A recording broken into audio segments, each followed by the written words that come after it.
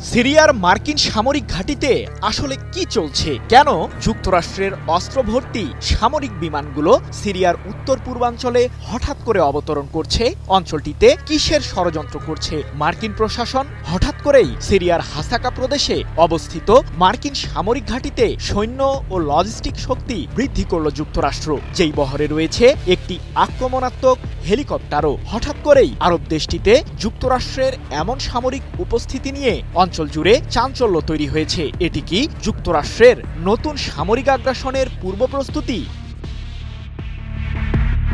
সিরিয়ার তেল সমৃদ্ধ শহর রামেলানের কাছে অবস্থিত খারাবাল জির বিমানবন্দরে মার্কিন একটি কার্গো বিমান ও একটি আক্রমণাত্মক হেলিকপ্টার অবতরণ করেছে। যুক্তরাষ্ট্রের এই সামরিক বহরে বিভিন্ন ধরনের ইলেকট্রনিক ডিভাইস, গোলাবারুদ ও ভারী অস্ত্রসহ মার্কিন সৈন্যরাও রয়েছেন। যুক্তরাজ্য ভিত্তিক মানবাধিকার সংস্থা সিরিয়ান অবজারভেটরি ফর হিউম্যান রাইটসের বরাতে ২৮ অক্টোবর বিষয়টি নিশ্চিত করেছে মধ্যপ্রাচ্য ভিত্তিক সংবাদ মাধ্যম মেহের নিউজ এজেন্সি।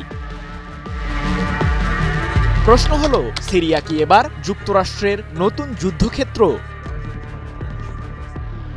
মূলত সিরিয়ার উত্তর পূর্বাঞ্চলে দায়েশ সন্ত্রাসী গোষ্ঠীর বিরুদ্ধে লড়াই করার জন্যই এমন সামরিক উপস্থিতি বৃদ্ধি করল যুক্তরাষ্ট্র, দাবি সিরিয়ান অবজারভেটরি ফর হিউম্যান রাইটসের। সিরিয়ায় বর্তমানে মার্কিন সেনাবাহিনীর প্রায় ২,০০০ সৈন্য মোতায়েন রয়েছে।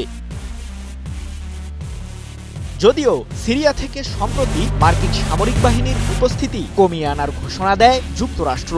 এ প্রসঙ্গে গত জুনে সিরিয়ায় নিযুক্ত মার্কিন বিশেষ দূত থমাস ব্যারাক বলেন, মার্কিন প্রতিরক্ষা দপ্তর পেন্টাগন সিরিয়ায় তার সামরিক উপস্থিতি কমিয়ে আনতে কাজ করছে। দেশটিতে কেবল যুক্তরাষ্ট্রের একটি সামরিক ঘাঁটি কার্যকর থাকবে।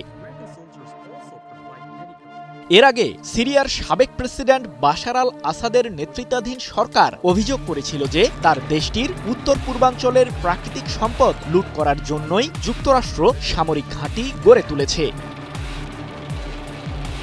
কি বুঝলেন ভাই? অনলি জেডাই চাই। এমনকি মার্কিন প্রেসিডেন্ট ডোনাল্ড ট্রাম্পও বেশ কয়েকবার স্বীকার করেছেন যে তেল সম্পদের কারণেই যুক্তরাষ্ট্রের সেনারা সিরিয়ায় অবস্থান করছে। এদিকে বিশ্লেষকদের অভিযোগ, সিরিয়া থেকে প্রাকৃতিক সম্পদ লুট করতে অসুবিধা হওয়ায় বাশার আল আসাদ সরকারকে ষড়যন্ত্রের মাধ্যমে উৎখাত করেছে হোয়াইট হাউস। সৃজন মাহমুদ, নিউজ 24।